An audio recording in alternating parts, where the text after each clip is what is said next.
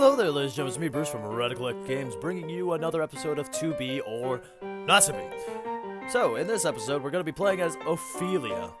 Yeah, we can skip all this. We read this in the first episode, which was 2 days ago. So it's way too long to...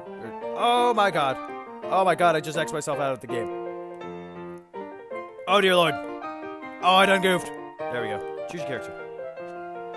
Okay, we can skip all this too. We've read all this in the first episode as well.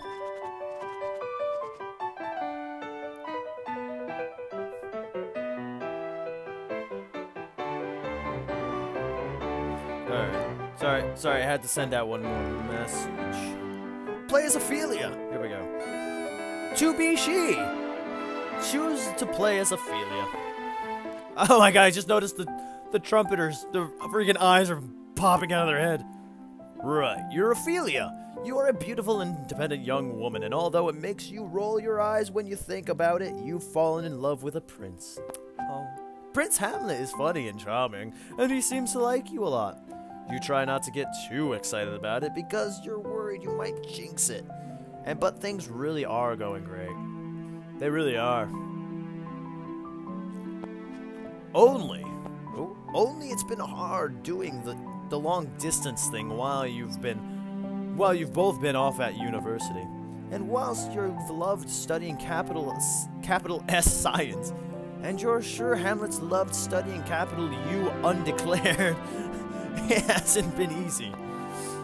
Now that you're both back together in Denmark for his father's funeral and his mother's second wedding, it's been harder still. Hamlet's really sad, and you can't blame him for that since, his dad died, and you wish there was something you could do to help him. When you last saw him, Hamlet mentioned how the castle seemed cold and drafty, and for some reason it stuck with you. You've been sitting at your desk, trying to think of something you could give him that would help with that. A way of cheering him up a little. Remind him he's still got people who care about him. He wears these cloaks all the time, but then he's taking them off in warm rooms and putting them back on in cold ones. If only there was some way you could keep the rooms at a uniform temperature, he wouldn't need to constantly adjusting his clothes throughout the day. But to do that, you'd need some way of measuring heat and a way of transporting it through the castle, perhaps through like a series of pipes. Your thoughts are interrupted by a knock at your door. Who is it, you call?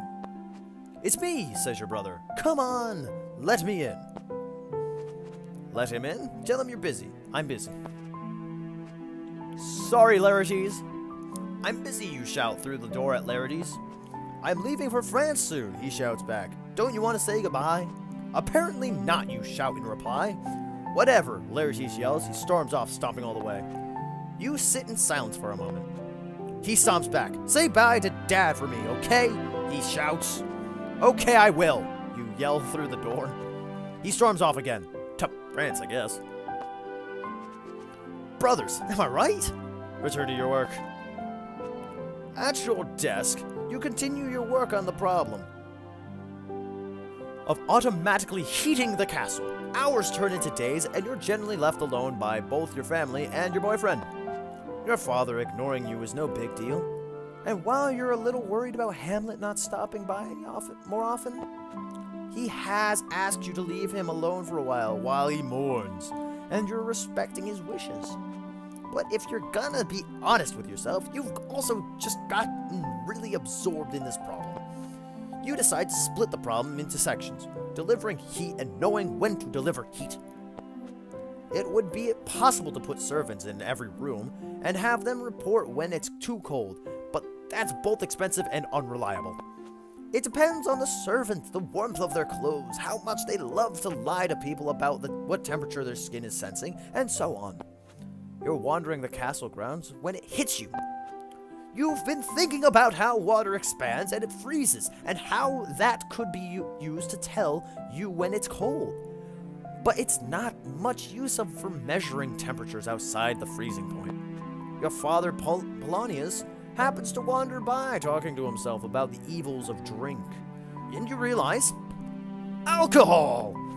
The right alcohol would expand linearly with heat, and by putting it in a slender glass vial, and you could measure the size of that liquid, which would correspond 1-1 with temperature. The crazy thing is, when it first started, I didn't think I would know what was going on. I actually know what's going on, so I did study science pretty well. Put the same markings on each of these glass vials at the same temperatures, and you've got a universal, comparable, and consistent way of measuring heat.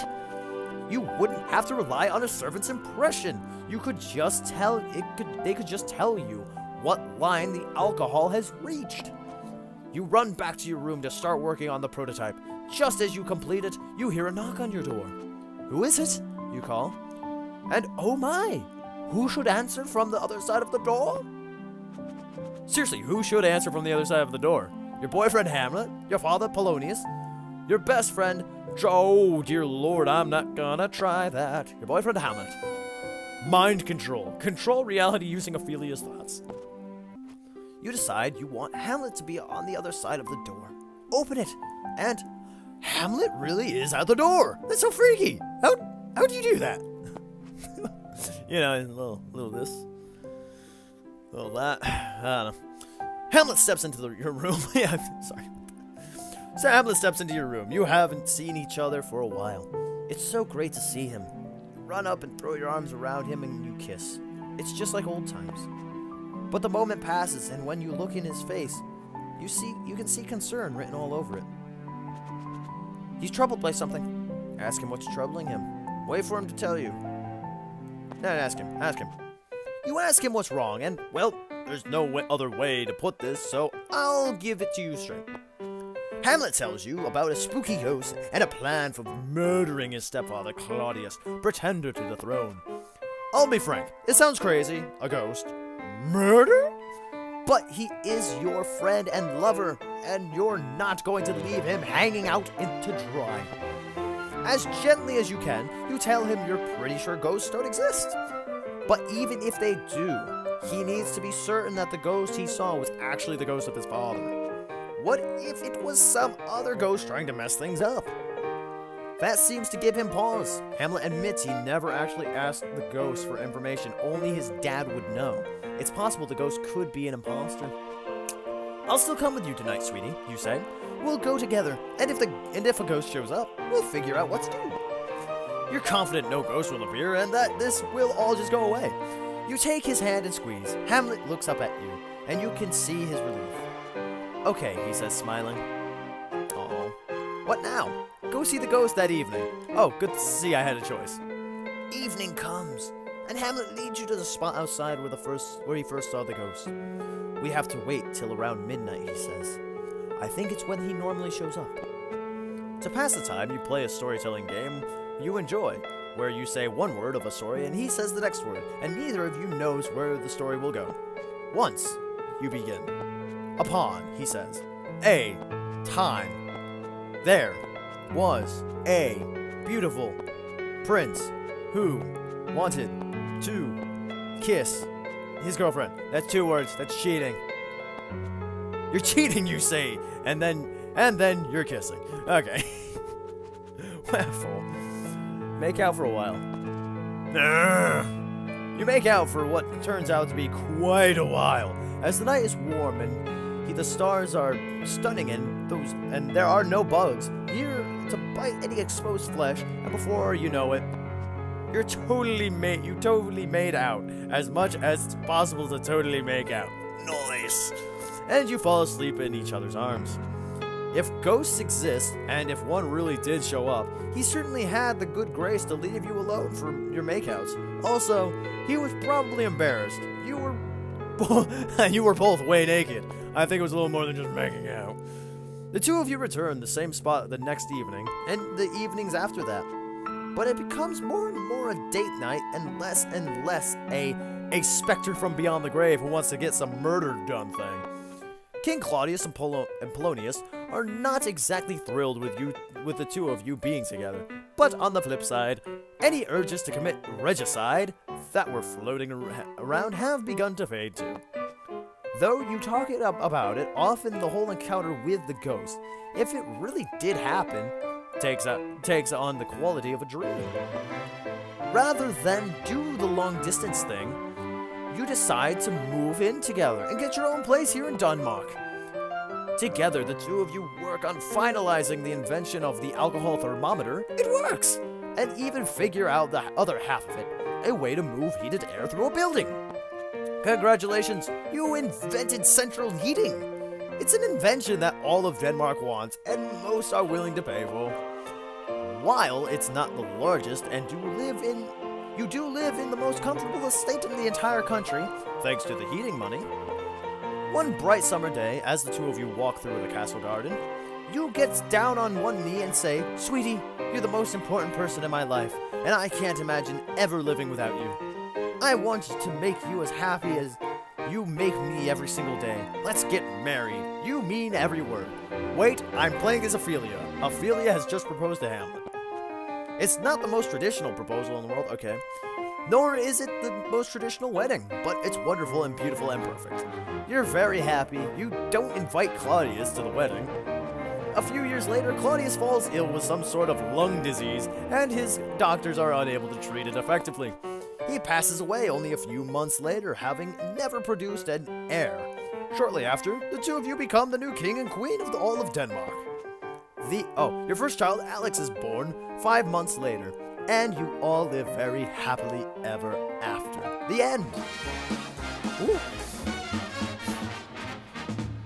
No my. Yeah, so we did it. That's it, ladies and gentlemen.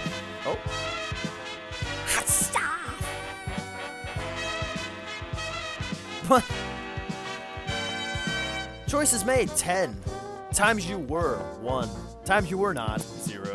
Bears married. Where are these bears? Rosencrantzes, 1. Guildensterns, 1. Your story created. Okay. So, thank you, ladies and gentlemen, for joining me today on this awesome adventure of To Be or Not To Be or Not to Be. Let me get to the main menu here. No. Let me get back to the menu before I do my outro. Okay. So, that was To Be or Not to Be. I hope you guys enjoyed this game series that I just played for you guys, because I certainly did. It was a lot of fun. It was just it was just a point and click game, but I think it's not that it's about the it's not about the sights and sounds in this game. It's all about the adventure you choose. You make the story. So if you don't like the story, it's all your fault, basically. That's what it's saying. But anyway, this was a really fun game. I thought it was very funny. It was very smart. It was very intelligent. Or it was very funny and intelligent. It was very witty. It was a narrative trope, just like the Stanley Parable, and that's the only way I could compare these two games. The only thing about the Stanley Parable is it had visuals to help you along with your adventure. This did not, but it was still really good. It was still really fun to play. And the humor that they have, it's kind of a dark humor, which I love dark humor. And just all around, it was a great game to me. So, with that all being said, stay tuned for my new game series that I'm going to be playing tomorrow. I still haven't quite decided what it's going to be yet. So you'll find out at some point. And with that all being said, check out some of my other videos. Or before I say, with all that being said, check out some of my other videos that I've done, such as Five Nights at Freddy's 3 that I played recently. You can check out Life is Strange, because I just had a new episode come up from that. You can check out other games that I have played, because I play games. And with that all being said, stay radical, my radicals. See ya!